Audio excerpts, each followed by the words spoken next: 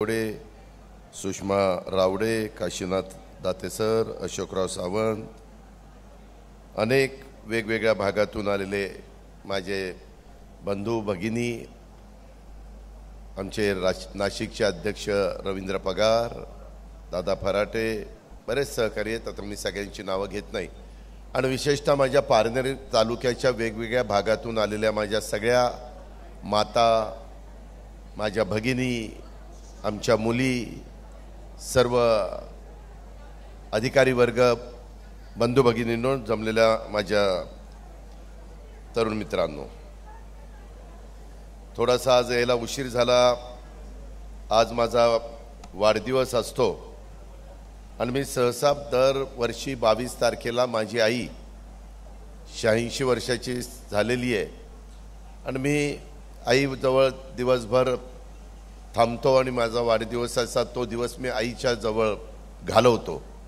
कारण तिनं मला जन्म दिला, जिच्यामुळं आजपर्यंत मी समाजामध्ये लहान मोठी कामं करू शकलो, सामाजिक राजकीय क्षेत्रामध्ये काही थोडं बहुत करू शकलो, त्या आईच्या सहवासामध्ये. कारण मला इतर वेळेस मुंबई आणि महाराष्ट्रात फिरावं लागतं, म्हणून ही परंपरा मी जपलेली होती.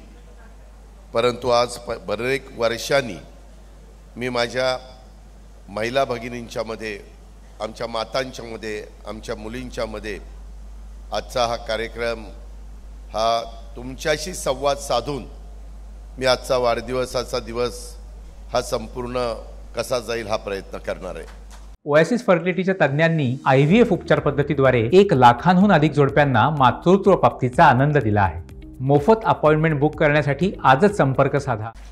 त्यामध्ये मी येताना मला पुणे शहरापासून सगळ्यांनी स्वागत केलं. मी त्यांना धन्यवाद देतो, त्यांचे आभार मानतो. शिरूर तालुका असेल, माझा हवेली तालुका असेल, माझा पारनेरचा परिसर असेल. आताही आल्यानंतर काही माझ्या भगिनी वर्गांनी घोंगडी त्या ठिकाणी देऊन माझं स्वागत केलं, त्याबद्दल मी त्या सर्वांना मनापासून धन्यवाद देतो, त्यांचे मनापासून आभार देखील मानतो. नेहमी सकाळपासून रात्री उशिरापर्यंत काम करणारा कार्यकर्ता म्हणून माझी ओळख ही महाराष्ट्राला आहे.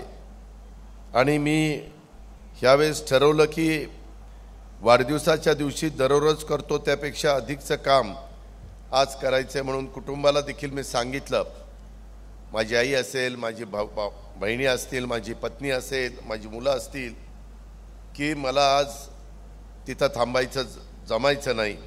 माझ्या आता माय माऊलींना, म्हणजे आपल्याला सगळ्यांना मला भेटायचं आहे. त्यांच्या समस्या ह्या मला ऐकून घ्यायच्यात आणि त्या सोडवायच्यात. त्यांच्याशी हितगुज साधून मला माझा वाढदिवस खर्ची घालायचा आहे.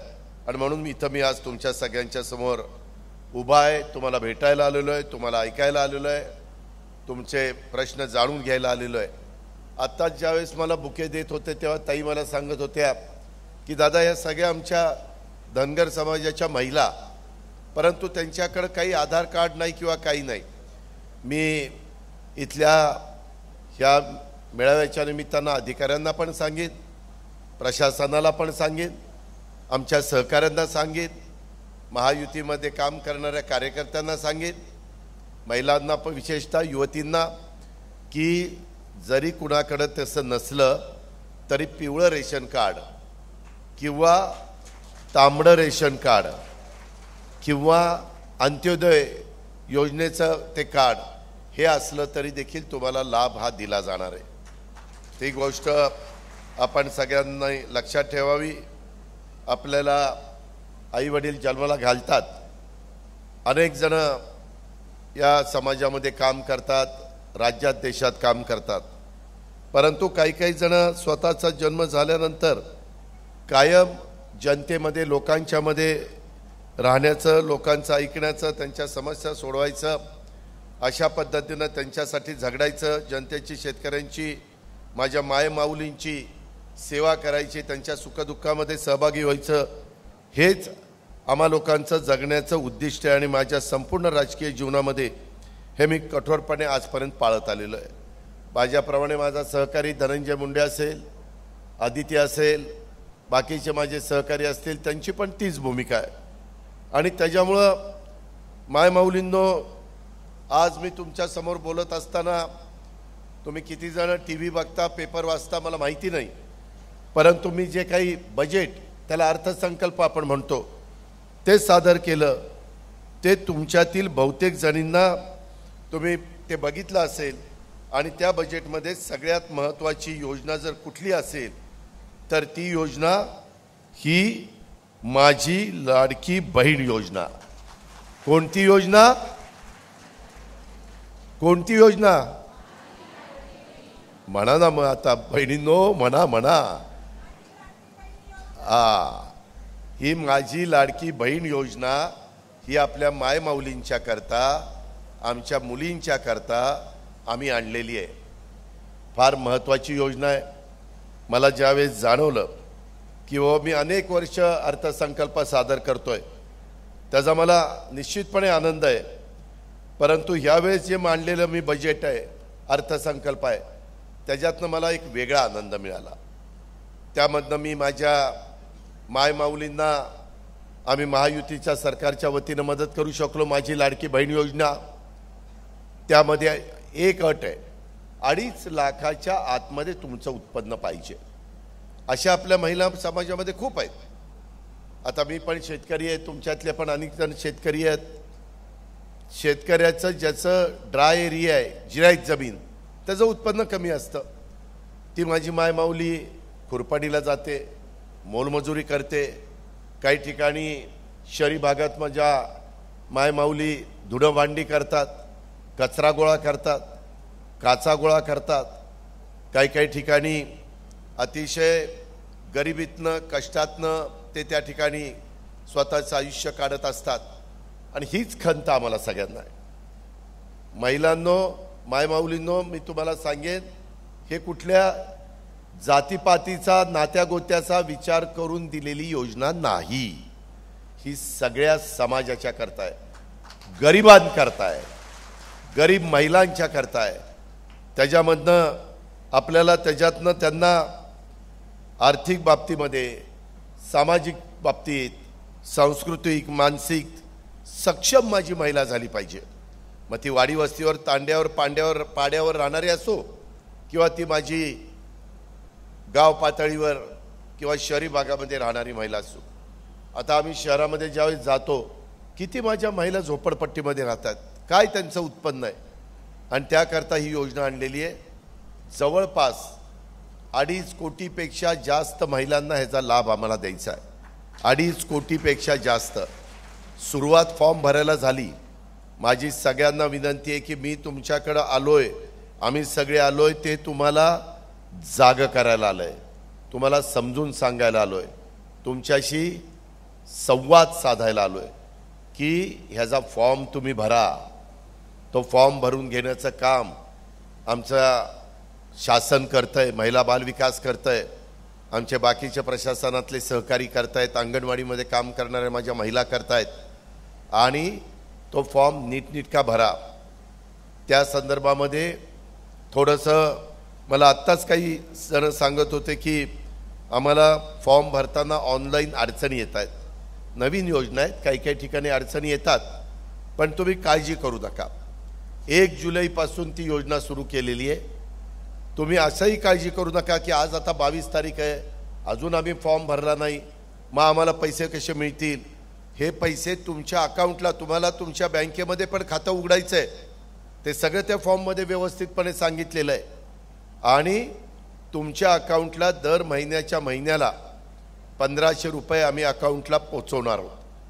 आत्ता सध्या जुलै आणि ऑगस्ट ह्या 2 महिन्याचे पैसे आम्ही ऑगस्टमध्ये देणार आहोत. काही महिला म्हणतील की दादा आज 8 दिवसांनी ऑगस्ट महिना सुरू होणार आणि फॉर्म तर भरला नाही आम्ही.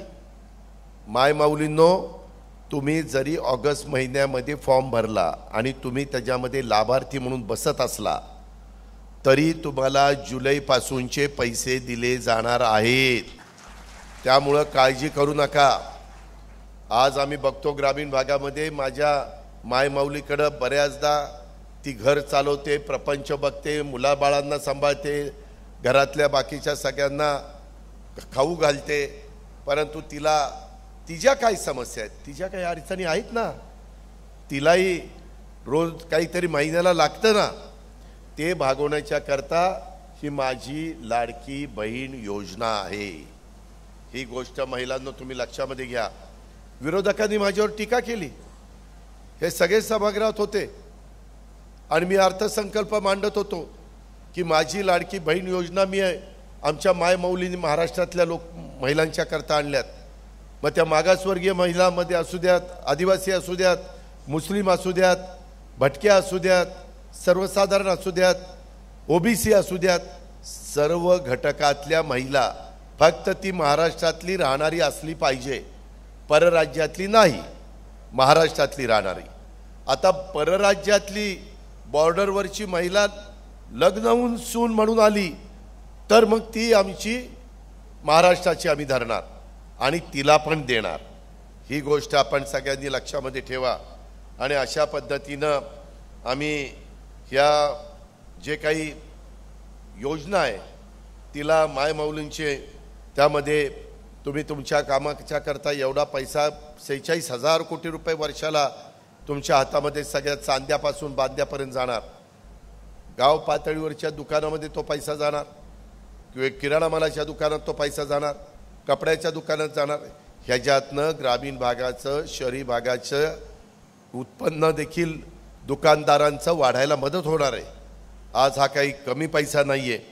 मला आमची मुलं, आमच्या बहिणी ही अशा प्रकारे त्यांना आम्ही काय केलेलं आहे, मुख्यमंत्री आणि आम्ही दोन्ही उपमुख्यमंत्री मिळून साधारण माझ्या माहितीप्रमाणे 19 ऑगस्टला रक्षाबंधन आहे.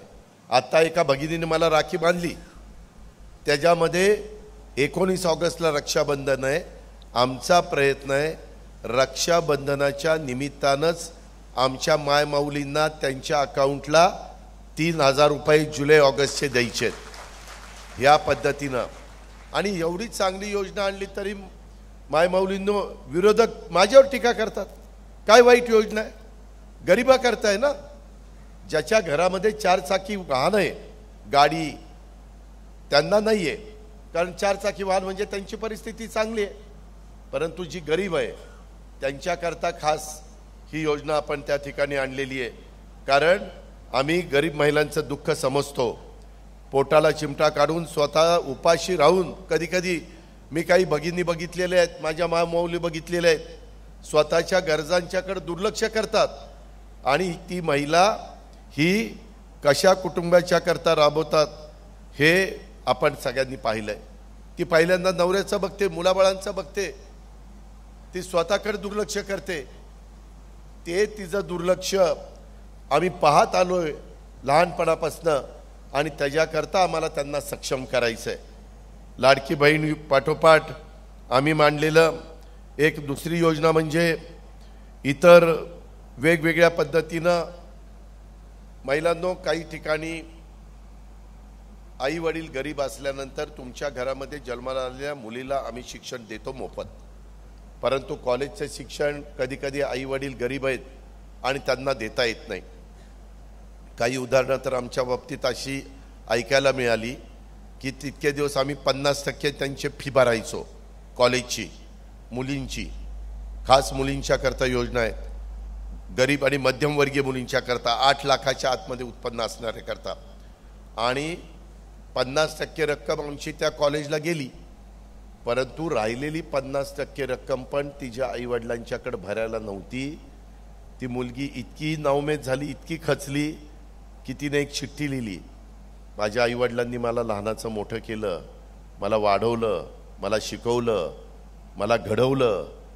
आत्ता मला सरकारने 50% रक्कम दिलेली आहे पुढचं शिक्षण घ्यायला, परंतु राहिलेली 50% रक्कम देखील माझ्या आईवडिलांकडे नाही आणि त्यांचं दुःख मला बघवत नाही, म्हणून मी माझं स्वतःचं आयुष्य संपवते. आणि तिनं आत्महत्या केली.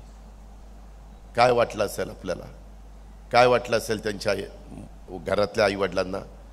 म्हणून आम्ही गरीब आणि मध्यमवर्गीय घरातल्या मुलींना पुढचं शिक्षण देण्याच्या करता जी 50% रक्कम देत होतो, कालच्या अर्थसंकल्पापासून पुढचं शिक्षण कॉलेजच्या घ्यायला 100% रक्कम राज्य सरकार देणार आहे। त्यामुळं शेवटी कुणाच्या पोटी जन्माला यायचं, कुणाच्या कुळात, कुणाच्या जातीत, कुणाच्या धर्मात ते आपल्याच्या हातात नसतं। आपल्या गरिबाच्या पोटी आलो तरी त्या मुलीला पूर्णपणे दर्जेदार शिक्षण घेण्याचा अधिकार आहे आणि तो अधिकार तिला मिळवून देण्याचं काम आपण महायुतीच्या सरकारच्या माध्यमातून केलेलं, ही गोष्ट लक्षात घ्या। ही आपली दुसरी एक महत्त्वाची योजना आहे। त्याच्यामध्ये आपण ह्या महिलांना, आता काही महिला तुमच्यातल्या देखील गॅस सिलेंडर वापरत असतील ना, हात वर करा। गॅस सिलेंडर वापरणाऱ्या महिलांनी बऱ्यापैकी गॅस सिलेंडर वापरतात। आता ते गॅस सिलेंडर महाग झाले। आम्हाला काही जण म्हणतात आम्ही फिरत असताना की बाबा एवढे महाग झाले, आम्ही कसं करायचं, कसं जगायचं। आम्हाला सगळं देता येत नाही, परंतु सरकार चालवत असताना रस्ते झाले पाहिजेत, लाईट पाणी मिळालं पाहिजे, सुधारणा झाल्या पाहिजेत, शाळा कॉलेजेस झाले पाहिजेत, तिथं स्मशानभूमी झाली पाहिजे, दफनभूमी झाली पाहिजे, गार्डन झालं पाहिजे, त्याच्यामध्ये क्रीडांगण झालं पाहिजे, ज्या मूलभूत गरजा, भाजी मंडई झाली पाहिजे, अशा सगळ्या गरजा तुम्हाला देण्याचं काम आम्ही लोक करतोय। आणि ह्या गोष्टी करत असताना तिथं महिलांना मदत म्हणून गॅस सिलेंडरची किंमत वाढली म्हणून दरवर्षी 3 गॅस सिलेंडरचे पैसे त्या महिलेच्या अकाउंटला दरवर्षी आम्ही देणार आहोत। 3 गॅस सिलेंडर म्हणजे त्याच्यामध्ये महिलांनो हे आपण देतोय का, तर तुम्हाला फुल ना फुलाची पाकळी ही तुमच्या सरकारकडनं तुम्हाला त्या ठिकाणी मिळते। ही एक योजना आम्ही महिलांच्या करता आणलेली आहे। आता विरोधक म्हणतात हा चुनावी जुमला आहे। हा चुनावी जुमला नाही। मी 10 वर्ष अर्थसंकल्प सादर करतोय, फार विचारपूर्वक ह्या सगळ्या गोष्टी माझ्या गरिबांना देण्याच्या करता आम्ही सगळ्यांनी प्रयत्न केलेला आहे आणि त्याला निश्चितपणे यश मिळणार। परमेश्वर आपल्याला त्याकरता आशीर्वाद देतोय। पांडुरंगांनी आपल्याला आशीर्वाद दिलेले आहेत आषाढी एकादशीला, त्याबद्दल आपण अजिबात मनात कुठली काळजी करू नका।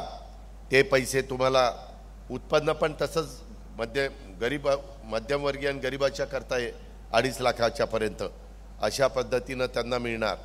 मध्ये मला एक महिला म्हणाली की दादा हे तुम्ही देताय, पण 4 चाकी वाहन शेतकऱ्यांना जमिनीची अट काढून टाकली। जमीन किती का असेना, उत्पन्न त्याचं 2.5 लाखाच्या आतमध्ये असलं पाहिजे आणि त्यांच्या दारात ट्रॅक्टर असला तरी त्यांना मिळेल 2.5 लाखाच्या आत उत्पन्न असेल तर। पण एक भगिनी मला मध्ये भेटली, म्हणली दादा हे काय बरोबर केलं नाही। म्हणलं का ग, काय झालं? ती म्हणाली की दादा माझ्या मिस्टर ड्रायव्हर आहेत आणि ते ड्रायव्हर म्हणून ज्या मालकाचं काम करतात, बऱ्याचदा रात्री उशीर होतो म्हणून मालक म्हणतो गाडी घेऊन जा आणि सकाळी 8 वाजता ड्युटीला ये। त्याच्यावर ती गाडी येतील माझ्या दारात उभी राहते। ती कशामुळे राहते? नवरा ड्रायव्हर आहे म्हणून। मी मालकी नाही म्हणून नाही, मालक आहे त्याचा वेगळाच। आणि उद्याच्याला तुमची लोक फॉर्म भरायला आले आणि 4 चाकी वाहन बघितलं की मला काट मारतील आणि पुढे जातील। त्यामध्ये तुम्ही काळजी करू नका। काहींचे मिस्टर पती ड्रायव्हर असले तरी मालक त्याचा वेगळा आहे। तुम्ही 2.5 लाखाच्या आतमध्ये बसताय, तुम्हाला देखील 1500 रुपये महिन्याला मिळणार। त्याच्यावर ड्रायव्हर असणाऱ्या पत्नींनी, नवरा ड्रायव्हर असणाऱ्या पत्नींनी काळजी करण्याचं कारण नाही। त्यामध्ये ह्याही पद्धतीचा आपण निर्णय घेतलेला आहे। मायमाऊलींनो, हे सगळे निर्णय घेत असताना आम्हाला विरोधक म्हणले आता ह्यांना बहिणींचा, ह्यांना मातांचा पुळका आला आणि मग काय वाईट झालं? ते पण राज्यकर्ते म्हणून काम करत होते ना विरोधक। कधी दिलं का त्यांनी? कधी विचार केला का? गरिबाला कुठंतरी इतरांच्या बरोबर आणण्याच्या करता प्रयत्न करण्याच्या करता त्यांचं काम नव्हतं का? आणि आमच्या अर्थसंकल्पाला मात्र शिवे देतात, नावं ठेवतात, चुनावी जुमला म्हणतात। ही गोष्ट बरोबर नाही आहे। माझी तुम्हाला विनंती आहे की तुम्ही ह्याच्यामध्ये कुठल्याही परिस्थितीमध्ये आमच्यावर विश्वास ठेवा। महिलांनो, मायमाऊलींनो, ह्या फॉर्म भरताना कुणाला 1 रुपया देखील द्यायचा नाही। बऱ्याचशा बँकांनी तुमचं खातं शून्य रक्कम असली तरी उघडण्याचा निर्णय घेतलेला आहे बऱ्याचशा बँकांनी। त्याच्यामुळं काळजी करायचं कारण नाही। फॉर्म भरताना जर आमच्या अधिकाऱ्यांनी कुणी पैसे मागितले तर आमच्या कुणाच्या लक्षात आणून द्या। मध्ये 2-3 प्रकार झाले, त्यांना आम्ही डिसमिस करून टाकलं, कामावरून काढून टाकलं। हा तुमच्याकरता खास योजना दिलेली आहे, त्याच्यामध्ये तुमच्याकडनं पैसे घेण्याचं कारण नाही, उलट दर महिन्याला आम्ही तुम्हाला पैसे देणार आहोत। त्याच्यामुळं कुणी याच्यामध्ये वेडेवाकडे प्रकार केले तर मला प्रशासनामध्ये माझी लाडकी बहीण योजनेमध्ये काम करत असणाऱ्या सर्वांना विनंती करायची, कृपा करून माझ्या बहिणीकडनं, माझ्या मायमाऊलीकडनं 1 रुपया देखील मागायचं धाडस कोणी करू नका। कारण तो फॉर्म भरून घेण्याच्या करता आधी ती 50 रुपये आपण वेगळे त्यांना देतोय, सरकार देते, तुम्हाला द्यायचं कारण नाही। म्हणजे एक अंगणवाडीमधली भगिनी आली आणि ते फॉर्म भरून घेत असेल तर तो एक फॉर्म भरला आणि तो ऑनलाईन झाला, सगळा लाभ व्यवस्थितपणे त्याच्यामध्ये सगळ्या गोष्टी असल्या तर त्यांना आम्ही 50 रुपये देतोय ना वेगळे। म्हणजे उद्याच्याला 2.5 कोटी जर महिला ह्याच्यात झाल्या तर 50 गुणिले 2.5 म्हणजे जवळपास 125 कोटी ना। 125 कोटी रुपये आम्ही तुमच्याकरता वेगळे काढून त्यांना दिले, तुम्ही द्यायचे नाही। तुमचा तो अधिकार काय, तुम्हाला 1,500 रुपये महिना त्या ठिकाणी मिळाले पाहिजेत। ह्या पद्धतीनं आपली ती योजना आहे। आता विरोधकांनी काय सुरू केलं की म्हणले बहिणींना दिलं, भावांना काय? अरे बहिणी सक्षम झाल्यानंतर जगामध्ये जिथं महिलांना मान सन्मान प्रतिष्ठा आर्थिक बाबतीमध्ये सक्षम केले जातं ते देश पुढे गेलेले, आणि ज्या देशामध्ये महिलांना दुय्यम वागणूक दिली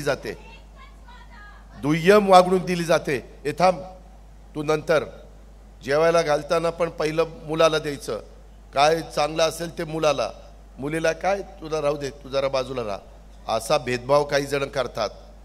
किंवा उद्या 12वी मुलगा आणि मुलगी झाली तर मुलाला शिक्षण द्यायचा प्रयत्न करतात, मुलीला म्हणतात काय तू कुठेतरी सून म्हणून जाणार आहे, आता आपल्याकडे पैसे नाही, बस तशीच घरात, आता लग्न करायचंय। तिचा अधिकार नाही का? तिला शिकण्याचा अधिकार नाही? ती उद्या चांगलं शिकली तर ती पण मोठी कोण कलेक्टर होऊ शकते, डॉक्टर होऊ शकते, इंजिनियर होऊ शकते, पायलट होऊ शकते। काही तिच्यामध्ये जे काही गट्स आहेत, तिच्यामध्ये जे ज्ञान तिनं संपादन केलेलं आहे त्याच्यातनं ती बरंच काही करू शकते। आणि म्हणून आम्ही याच्यामध्ये महिलांच्या करता ह्या चांगल्या चांगल्या योजना आणलेल्या आहेत। ही गोष्ट माझ्या मायमाऊलींनी लक्षामध्ये घ्या आणि ते सांगायला आज आवर्जून पारनेरमध्ये मी आलेलो आहे। तुम्ही मोठ्या संख्येने, मला थोडासा उशीर झाला त्याबद्दल दिलगिरी व्यक्त करतो, कारण येताना थांबत यावं लागलं होतं। पण ह्याचबरोबर तुम्ही जे शेतकरी असेल त्यांचं 3 हॉर्सपॉवर 5 हॉर्सपॉवर 7.5 हॉर्सपॉवरचं बिल आम्ही आता माफ केलंय, लाईट बिल माफ, त्याच्यामध्ये 14,000 कोटी रुपयाचा जबाबदारी आम्ही उचलली। आणि आता इथनं पुढं तुमच्या शेतकरी म्हणून वीज पाहिजे असेल तर सोलर पंप आम्ही तुम्हाला देणार आहे। तिथं तारा ओढा हे करा तसलं नाही, पॅनल बसतील विहिरीच्या जवळ आणि 3ची मोटर 5ची मोटर 7.5ची मोटर सोलर पंप 8.5 लाख आपल्या महाराष्ट्रामध्ये सोलर पंप देण्याचा निर्णय आम्ही लोकांनी घेतलेला आहे, 8.5 लाख। त्याच्यामुळं पुढं काय होणार आहे माहिती आहे तुम्हाला? दिवस उजाडला, सूर्य उगवला, 8 वाजता ते प्लेट म्हणजे जे सोलरचे पॅनल आहेत ते पॅनल तापणार, तुमची मोटर चालू, त्याला ती वीज सूर्यापासून मिळणार आहे, पैसे भरायचे नाहीत। बिल थकलंय, कनेक्शन तोडलंय, आकडा टाकलाय, भानगड नाही। त्यामध्ये उलट तुम्हाला संध्याकाळपर्यंत तुमचे पती शेतकरी तिथं पिकाला पाणी देतील, फळबागांना पाणी देतील, फुलझाडांना पाणी देतील आणि तुमची शेती पिकवतील. त्यामध्ये रात्र संध्याकाळ झाली, सूर्य मावळला, मोटर बंद. कारण सूर्य मावळला, ते सूर्य असेल तरच ते चालतं. रात्री शेतकऱ्यांनी कारभाऱ्यांनी घरी जायचं, कारभारीनं जेवण केलेलं जेवायचं आणि मुलाबाळांच्यात राहायचं, झोपायचं. आत्ता काय होतंय, 3-4 दिवस रात्री वीज आणि 3-4 दिवस दिवसा. आता आमच्या शिरूर तालुक्यामध्ये, जुन्नर तालुक्यामध्ये, आंबेगाव तालुक्यामध्ये, खेड तालुक्यामध्ये, नाशिक जिल्ह्यामध्ये, पुणे जिल्ह्यामध्ये, काही नगर जिल्ह्यामध्ये बिबटे यायला लागलेत रात्री. आणि त्याच्यामुळं शेतकरी पण घाबरायला लागलाय. कारभारिणीला पण वाटतं याला नवरा गेलाय पाणी धरायला किंवा पिकाला पाणी पाजायला, पण काही बिबट्याने हल्ला केला तर काय, ती काळजी आता राहणार नाही. आणि बिबट्यांच्या करता वेगळा बंदोबस्त आम्ही केलेला आहे, तो सांगून मी तुमचा वेळ घेत नाही. अशा पद्धतीनं विंचू काट्याचं रात्री अपरात्री आपल्या कारभाऱ्याला तिकडं पाणी जायची गरज नाही, अशा प्रकारची आपण ही योजना आणलेली आहे. 8.5 लाख पंप आणि 9,000 मेगावॉट वीज आम्ही सोलरवर करतो. त्याला लागणारी जमीन राज्य सरकारने दिलेली आहे. 1.5 वर्षात त्या सगळ्या हे चालू होईल, वीज चालू होईल त्याची, आणि तुमच्या सगळ्या योजनांना दिवसा वीज मिळायला लागेल. ही योजना भावांच्या करता आणली नाही, ही चांगली योजना नाही. त्यामध्ये अजून एक, मुली आणि मुलं शिकली, 12वी झाली, डिग्री घेतली, डिप्लोमा झाले, तर त्यांना नोकऱ्या मिळत नाही. कारण ते कुठं गेले आणि एखादा कारखानावाला म्हणतो की अरे तू 12वी झाला, तुला अनुभव काय, नाही अनुभव, मग तुला नोकरी नाही. त्याकरता आम्ही स्टायपंड देणार आहोत. त्या मुलाला मुलीला त्या कारखान्यामध्ये तिनं शिकायचं, काम करायचं, आणि नंतर वर्षांनी आम्ही तिला सर्टिफिकेट देणार आहे सरकारचं, मुलाला किंवा मुलीला. आणि ते सर्टिफिकेट दिल्यानंतर त्यांना 1 वर्षाचा अनुभव आल्यावर त्यांना त्या कारखान्यात पण ते घेतील जर चांगलं काम करत असेल तर, किंवा अनुभव आला म्हणून त्यांना दुसराही कारखाना नाही, ह्याला 1 वर्षाचा अनुभव आहे मुलाला, ह्याला आपण घेतलं पाहिजे. तरुणांची बेरोजगारी कमी करण्याच्या करता ही महत्त्वाची योजना आपण आणलेली आहे. 10 लाख विद्यार्थ्यांना दरवर्षी 10,000 कोटी, अशा प्रकारची ती पण योजना बंधू भगिनींनो तुमच्या करता, तुमच्या मुलांच्या करता, विशेषतः मुलींच्या करता ही आणलेली आहे. त्याच्यामुळं ह्या सगळ्या योजना आपण कशा करता दिल्या की मायमाऊलीला मदत करण्याच्या करता, ग्रामीण भागातली अर्थव्यवस्था बळकट करण्याच्या करता, तुम्ही आर्थिक बाबतीमध्ये सक्षम होण्याच्या करता अशा प्रकारच्या ह्या योजना आहेत. आम्ही आता मागच्या वेळेस इथं धनंजय मुंडे कृषी मंत्री बसलेत, मध्ये काय झालं, निवडणुकीच्या आचारसंहितेमुळं ज्या भागामध्ये सोयाबीन आणि कापूस पिकवला जातो, धान पण पिकवतात, भाताला धान म्हणतात, गडचिरोली, चंद्रपूर, भंडारा, गोंदियामध्ये, त्यांना आम्ही अनुदान दिलं, त्यांचे पैसे त्यांच्या अकाउंटला गेले. मला तुम्हाला सांगायचं आहे की हे सगळे पैसे आम्ही रोख देणार नाही ज्याच्या त्याच्या अकाउंटला. वीज बिल तर भरायचंच नाही, त्याच्यामुळे तो काही प्रश्न नाही. 1,500 रुपये तुमच्या अकाउंटला जाणार आहेत, तुमच्या बँकेच्या खात्यात तुमच्या, आणि ते एकटीचंच खातं असलं पाहिजे, म्हणजे तुमचे पैसे तुम्हाला मिळतील. तसंच मुली ज्या शिकतायत ज्या कॉलेजमध्ये, ते पैसे त्या मुलीच्या नावाने आम्ही कॉलेजला पाठवणार आहोत, त्याच्यामुळे ते मुलीच्या हातात जाणार नाही, त्या संस्थेकडे जाणार आहेत. ह्याच्यामध्ये पारदर्शकता आम्ही आणलेली आहे. उद्या कुणी आमच्यावर आरोप करायला नको, इथं भ्रष्टाचार झाला आहे, इथं अमकं झालं आहे, तिथं तमकं झालं आहे. त्याकरता DBT डायरेक्ट तुमच्या अकाउंटला पैसे जे आपण पाठवतो त्याला शॉर्ट फॉर्ममध्ये इंग्लिशमध्ये DBT म्हणतात.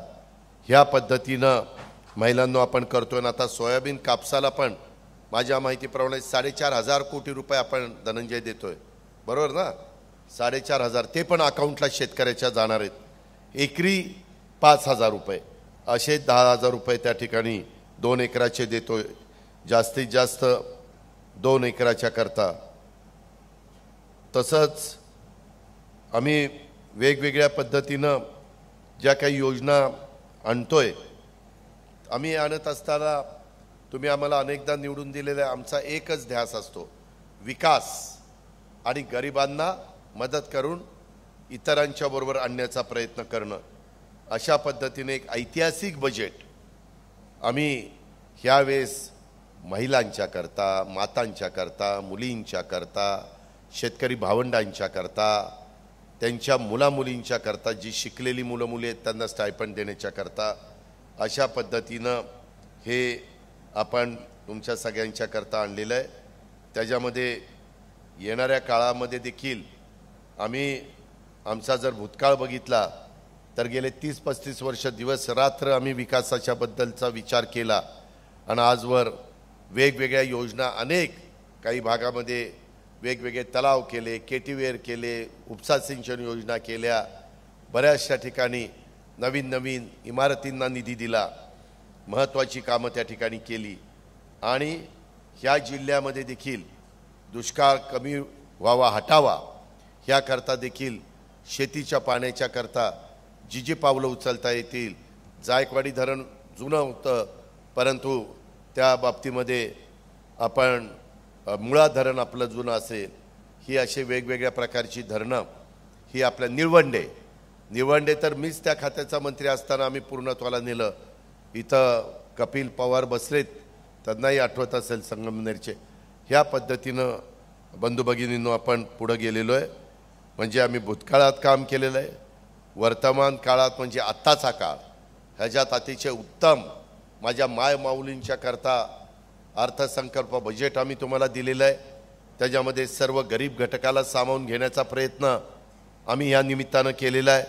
आणि भविष्यात देखील उद्या जनतेच्या करता जे काही करावं लागेल त्यांच्या मदतीच्या करता, त्यांच्या कल्याणाच्या करता, त्यांच्या सर्वांगीण विकासाच्या करता, ते करण्याच्या करता आम्ही आमचं संपूर्ण जीवन समर्पित करतोय. हे देखील आपण सगळ्यांनी लक्षामध्ये घ्यावं. अशा प्रकारची माझी तुम्हाला सगळ्यांना आग्रहाची, नम्रतेची, कळकळीची विनंती आहे. त्याच्यामध्ये आपल्या इथं महिला बचत गटाच्या करता देखील आम्ही चांगल्या प्रकारे योजना आणलेली आहे. पूर्वी आपण 15,000 देत होतो ना, आता आम्ही 30,000 केलेले आहेत. अनुदान 30,000 रुपये एकेका महिला बचत गटाला आपण अनुदान त्या ठिकाणी देतोय. त्याचा फायदा घ्या. त्या संदर्भात आदिती आपण एक अशी पत्रिका काढू की महिलांना, मी महत्त्वाच्या 5-6 योजना तुम्हाला सांगितल्या, परंतु ह्याच्यापेक्षा वेगळे आणखीन मुलगी जन्माला आली की काही काही घरात नाकं मुरडतात, परंतु मुलगी जन्माला आल्या तर ती मुलगी 18 वर्षाची झाल्यानंतर ती 1,01,000 एवढे पैसे तिला टप्प्याटप्प्यांनी देण्याची आम्ही व्यवस्था केली. जन्माला आल्यापासून 18 वर्षापर्यंत 1,01,000. मग ती 5 वर्षाची झाल्यावर, ती नंतर पुन्हा हायस्कूलला गेल्यावर, अशा पद्धतीची लेक लाडकी योजना ही पण आणली आहे आपण मुलींच्या करता. अशा खूप चांगल्या चांगल्या योजना मायमाऊलींनो, मुलींनो तुमच्याकरता आणलेल्या आहेत. त्याचा फायदा घ्या. नाहीतर तुम्ही फॉर्म भरायला जर कमी पडला तर मग तुम्ही या योजनेपासून वंचित राहाल. मला माझ्या महाराष्ट्रातल्या कुठल्याही भगिनीला, मातेला आणि मुलीला जी त्या लाभ देण्याच्या नियमामध्ये बसते, तिला लाभापासून मला वंचित ठेवायचं नाही. कुणालाच सहकार्यांना वंचित ठेवायचं नाही. म्हणून वाढदिवसाच्या दिवशी मी तुम्हाला भेटायला आलो आहे. म्हणून हे तुम्हाला सगळं समजून सांगायला आलो. मगाशी तुम्हाला थोडी एक छोटीशी व्हिडिओ क्लिप पण दाखवली, त्याच्यात पण तुम्ही ते सगळं बघितलेलं आहे. त्याच्यामुळं हे जे काही आहे ह्याच्यातनं अजून एक योजना आहे, पिंक रिक्षा, गुलाबी रिक्षा. त्याला पेट्रोल लागत नाही, डिझेल लागत नाही, ई व्हेकल त्याला म्हणतात. आणि त्या आम्ही महिलांच्या करता देतोय. सध्या पहिल्या 17 महत्त्वाची शहरं घेतलेली आहेत. फक्त त्या महिलेला रिक्षा चालवता आली पाहिजे. तसंच आम्ही तिनं 10% रक्कम टाकायची. समजा 3.5 लाखाची रिक्षा आहे तर तिनं 35,000 रुपये भरायचे. 70,000 रुपये राज्य सरकार भरणार, आम्ही आमच्याकडनं त्याच्यात तुमच्याकरता देणार.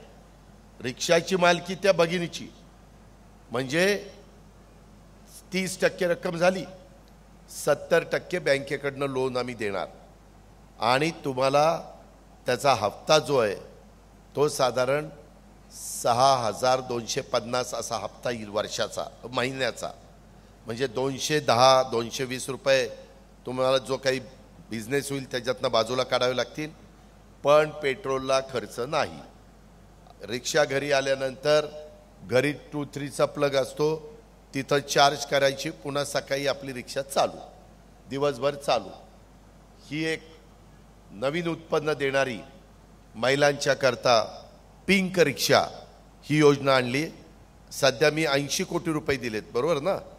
आता काही मला महिला भेटल्या की बाबा आम्हाला पण पाहिजे, परंतु उद्या आता पारनेर आहे शहर, पारनेर शहराची लोकसंख्या बघूनच रिक्षा द्याव्या लागतील ना. उद्या इथं 10-20 रिक्षा दिल्या आणि तिथं धंदाच नसेल, ग्राहकच नसेल, प्रवासीच नसतील तर करायचं काय.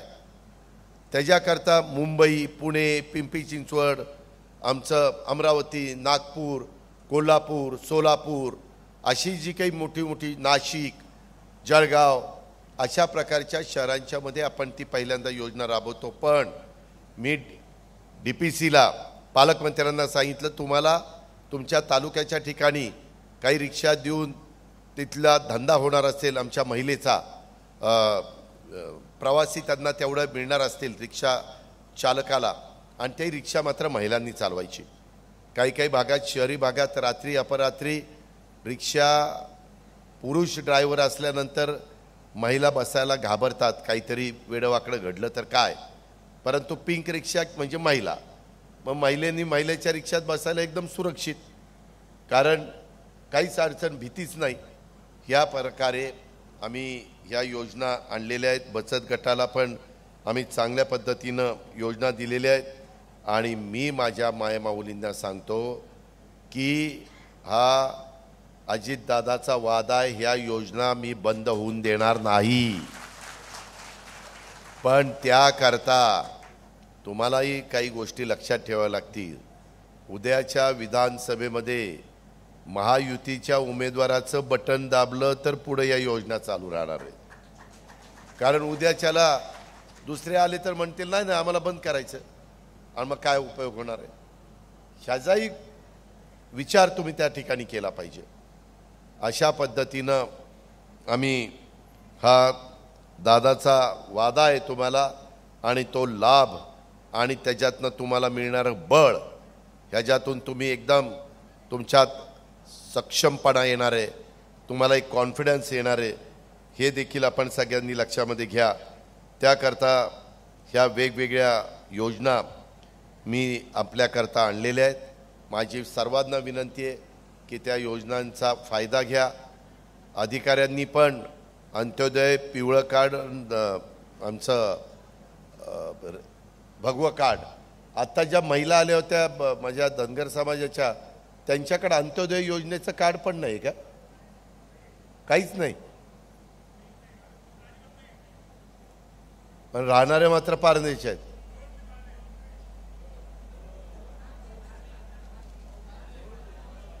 अच्छा अच्छा, पर्याय काढतो, काळजी करू नका. फक्त तो पर्याय त्यांच्यापर्यंतच पोचवा एवढं फक्त करा. पर्याय काढला जाईल. आपल्याला एकालाही त्याच्यात लाभामध्ये ती मोडत असेल, बसत असेल तर तिला लाभापासून वंचित ठेवायचं नाही, हेच सांगण्याच्याकरता मी आलेलो आहे. त्याच्यामुळे तुम्ही त्याच्याबद्दलची काळजी करू नका, हे पण मला तुम्हाला सगळ्यांना सांगायचं आहे.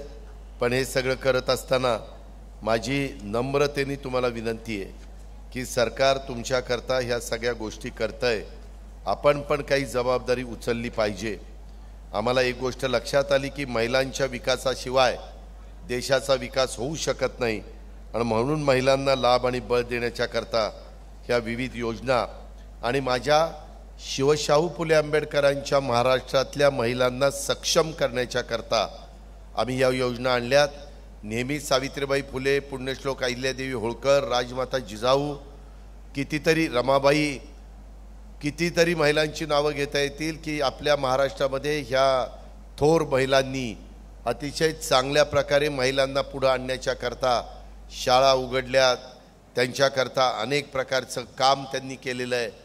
अजून आपल्याला अधिकचं काम करून ही माझी लाडकी बहीण योजना, अन्नपूर्णा योजना, म्हणजे जे काही आम्ही गॅस देतोय त्याच्यामध्ये मोफत उच्च शिक्षण योजना, पिंक ई रिक्षा योजना, लेक लाडकी योजना, त्याला 3 टप्प्यामध्ये पण 1,01,000 रुपये देतोय.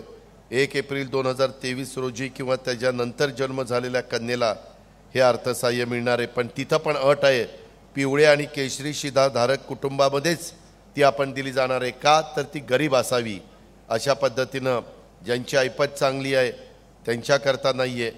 शुभमंगल सामूहिक नोंदणीकृत विवाह ही पण योजना, जर कुणी मुलीचं लग्न केलं तर पूर्वी आम्ही 10,000 रुपये अनुदान देत होतो, आता आम्ही ते 25,000 रुपये अनुदान केले त्या मुलीच्या लग्नाच्या करता. 25,000 रुपये. त्याच्यामध्ये कर्करोगाच्या तपासणीकरता, नवीन रुग्णवाहिका देण्याच्या करता, महिला बचत गटाला पण प्रोत्साहन देण्याच्या करता बचत गटाच्या फिरत्या निधीच्या रकमेत 15,000वरून 30,000 रुपये आम्ही वाढ केलेली आहे. आणि त्याच्यामध्ये कम्युनिटी रिसोर्स पर्सन्स म्हणजे समुदाय संसाधन व्यक्तींच्या मानधनात वाढ केलेली आहे. उमेदच्या माध्यमातून महिलांना सक्षमीकरण करण्याकरता 1,076 कोटी रुपये एवढी तरतूद आपण केलेली आहे. लखपती दिदी ही एक आपण योजना आणलेली आहे. आत्तापर्यंत 15 लाख महिलांनी लखपती दिदी होण्याचा मान मिळवला आहे. ह्या वर्षात 25 लाख महिलांना आम्ही लखपती दिदी करणार आहोत. महिला बचत गटांनी उत्पादित केलेल्या वस्तूंना सध्या उमेद मार्ट आणि ई कॉमर्स ऑनलाईन प्लॅटफॉर्म तसंच प्रदर्शनाच्या माध्यमातून बाजारपेठ उपलब्ध करून दिली जाते. याद्वारे आता महिला माझ्या लखपती व्हायला लागलेल्या आहेत. पण त्याचं टार्गेट आता 25 लाखाचं आम्ही ठेवलं आहे. महिला स्टार्टअप पुण्यश्लोक अहिल्यादेवी होळकरांच्या नावाने ही योजना आम्ही आणलेली आहे आणि त्याच्यामध्ये त्याचा फायदा माझ्या महिलांनी घ्यावा. आई योजना पर्यटन क्षेत्रातील महिलांना, लघुउद्योजकांना 15 लाखापर्यंत घेतलेल्या कर्जावरील व्याजाच्या परताव्यात आई योजना सुरू केलेली आहे आणि त्यातून 10,000 रोजगार निर्माण आम्ही त्या ठिकाणी करतोय. आम्हाला महिलांच्याबद्दल आदर आहे. आम्हाला महिलांना मान सन्मान मिळाला पाहिजे ही आमची भावना आहे. आम्हाला त्यांना अधिक चांगलं बळकट करायचं आहे. त्याकरता हे महायुतीचं सरकार प्रयत्न करत आहे आणि म्हणून भावाच्या नात्याने मी अर्थसंकल्प सादर करत असताना ह्या चांगल्या चांगल्या योजना तुम्हाला देण्याचा प्रयत्न केलेला आहे आणि ते सांगण्याच्या करता मी इथं आलो. आपण एवढ्या मोठ्या संख्येने महिला उपस्थित राहिल्याबद्दल मी तुम्हाला धन्यवाद देतो, तुमचे आभार मानतो. माझी तुम्हाला विनंती आहे की मी इथं आता बसतो, तुम्हाला त्या योजनेच्या बद्दल काही शंका असेल तर तुम्ही विचारा. लाऊडस्पीकर तुम्हाला दिला जाईल बोलायला आणि त्या पद्धतीनं मी त्याचं उत्तर तुम्हाला देईल. धन्यवाद. जय हिंद, जय महाराष्ट्र.